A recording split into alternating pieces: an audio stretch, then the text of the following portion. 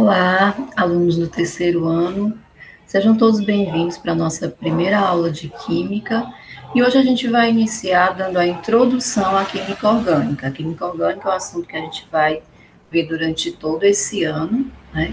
Então, hoje a nossa primeira aula, a gente vai ver um pouco da história, de como surgiu a Química Orgânica, vamos falar sobre o carbono, né, que é o principal elemento químico da Química Orgânica, certo? E no final, uma atividade, exemplos e atividades para que vocês possam desenvolver melhor o assunto de hoje. Muito bem, então vamos dar início. Introdução à Química Orgânica. Os objetivos, vamos falar da história da Química Orgânica, as características do carbono e exercícios exemplificando. O que é a química orgânica? A química orgânica é um ramo da química que vai estudar os compostos carbônicos, ou os compostos orgânicos, que são aqueles formados por átomos de carbono. Então, se falando de química orgânica, a gente lembra já, né, associa logo a compostos que tenham o carbono. Em suma, a química orgânica consiste no estudo dos compostos de carbono. Os compostos orgânicos são os que apresentam carbono, hidrogênio, oxigênio, nitrogênio, fósforo e enxofre. São exemplos de compostos orgânicos. Alguns exemplos: as proteínas, os glicídios, os lipídios, as vitaminas e as enzimas.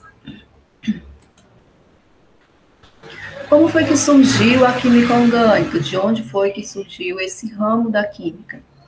O início do estudo da química orgânica data da metade do século XVIII, quando acreditava-se que os compostos orgânicos eles eram somente sintetizados pelos organismos vivos, quer dizer, só era composto orgânico se fosse sintetizado por um organismo vivo. Ao mesmo tempo, os compostos inorgânicos eram aqueles que eram originários de organismos não vivos, os quais pertenciam ao reino mineral. Daí veio essa teoria chamada teoria da força vital. O que é essa teoria da força vital? Postulava que as substâncias orgânicas elas não poderiam ser sintetizadas em laboratório, pois apenas os organismos vivos possuíam a energia necessária para isso. Então, essa teoria da força vital dizia que compostos orgânicos seriam sintetizados somente por organismos vivos, jamais em laboratório.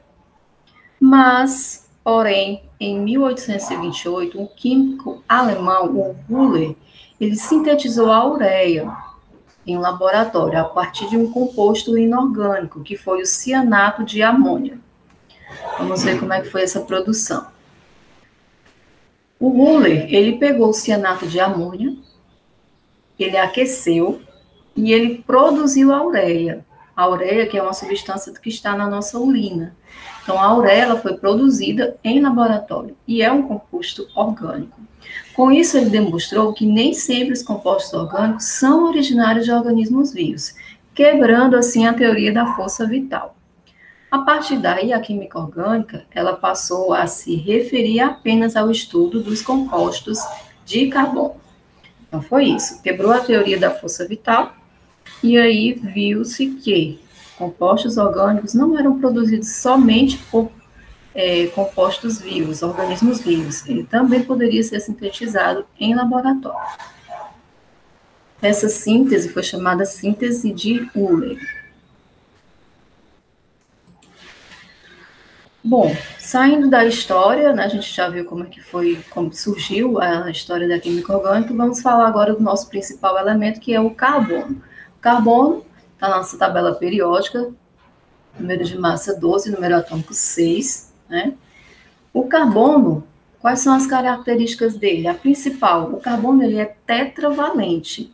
Trata-se do primeiro postulado de Kekulé, que atribui ao carbono a possibilidade de 4 ligações. Tetra, né? Quatro ligações. Então, quer dizer que ele possibilita 4 ligações. A estrutura que está aí, ela representa o composto CH4. Um carbono e 4 hidrogênios. CH4, certo? Essa é a primeira propriedade do carbono, ele é tetravalente. A outra, O carbono, ele forma ligações múltiplas. Ele pode formar ligações simples, pode formar ligação dupla e pode formar ligação tripla. Esses tracinhos representam ligações. Então, quando tem somente um tracinho, quer dizer que essa ligação é simples. Olha só. Todas as ligações aqui são ligações simples. Ligação dupla. Dois tracinhos, né? Como a gente pode observar aqui, ó. Formação de uma ligação dupla. Ligação tripla, a gente já observa aí 3 tracinhos, certo? Observem sempre que o carbono está com 4 ligações. Esse carbono aqui tem uma ligação com hidrogênio e mais 3 ligações com o outro carbono. Olha só, 4 ligações. A mesma coisa com o outro átomo de carbono aqui, ó. Tem 3 ligações com o outro carbono e uma ligação com o hidrogênio. Voltando lá para a primeira propriedade do carbono, que é a tetravalência. Então, ele pode formar ligações simples, duplas ou ligações triplas. Hibridação do carbono. O carbono, através dos tipos de ligações dele, a gente pode saber qual é o tipo de hibridação que ele pode apresentar. Se o carbono ele tem 4 ligações simples, como está representado aqui, a hibridação dele é sp3. Se o carbono tem pelo menos uma ligação dupla, como está aqui na representação, a hibridação dele é sp2. Se ele tem uma ligação tripla ou 2 ligações duplas, a hibridação dele é sp, certo? Então, quando você estiver com um composto e observar os tipos de ligação desse carbono que ele apresenta com os outros carbonos, aí você pode dizer qual o tipo de hibridação que ele tem. Em seguida, vamos para a classificação do carbono. Como é que a gente pode classificar um átomo de carbono? Ele pode ser um carbono primário, ele pode ser um carbono secundário, pode ser um carbono terciário ou um carbono quaternário. Como é que a gente vai identificar o tipo ou a classificação desse carbono? Vamos lá. Carbono primário é o carbono que vai estar ligado diretamente a um outro átomo de carbono. Ele está ligado apenas a um carbono somente, certo? Então, ele é chamado de carbono primário. Olha só, esse carbono aqui, né, que está marcado com a setinha, ele está ligado a quantos outros carbonos? Somente a esse, somente a um outro carbono. Portanto, ele é o carbono primário. A mesma coisa para esse outro átomo de carbono. Ele está ligado apenas a esse outro carbono aqui, ó. Ele é um carbono primário. Carbono secundário, quando ele está ligado diretamente a 2 outros carbonos, como, por exemplo, esse aqui, que está marcado com a seta. Ele está ligado a esse carbono da ponta e ao outro carbono ao lado, 2 carbonos. Se ele está ligado a 2 outros átomos de carbono, ele é classificado como carbono secundário.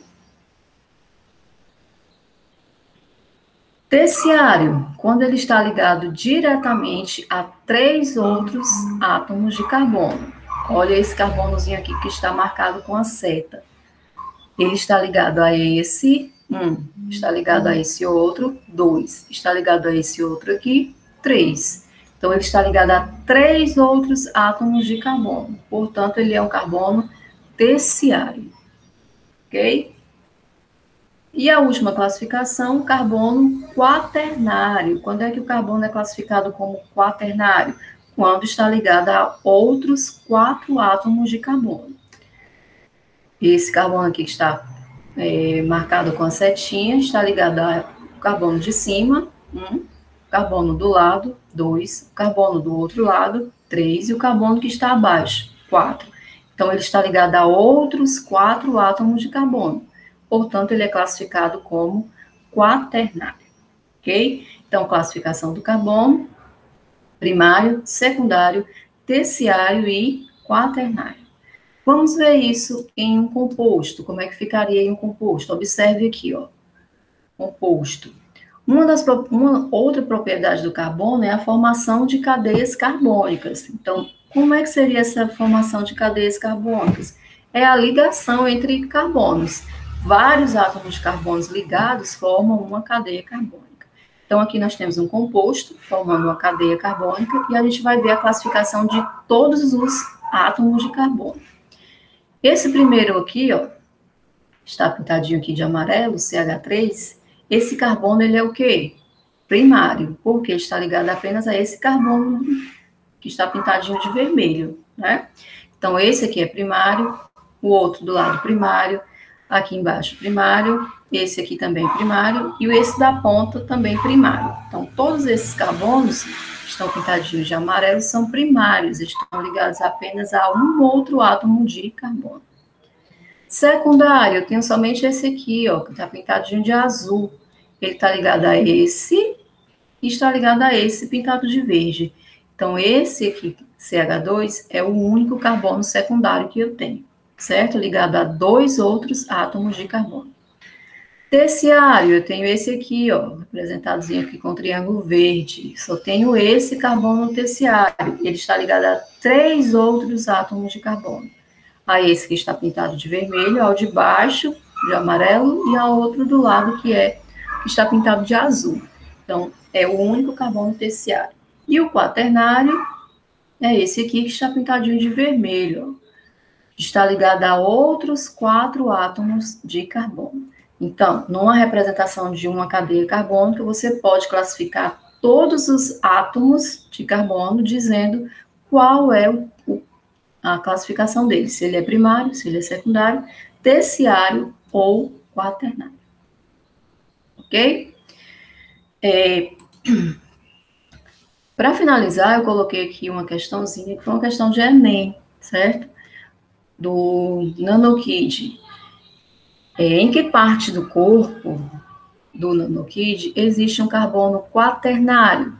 Observe aí, certo? Cada tracinho desse aí, pessoal, está representando um carbono, certo? Então, eu tenho essa representação do NanoKid formada por átomos de carbono, todos átomos de carbono. Só lá na cabeça dele que tem 2 átomos de oxigênio, certo?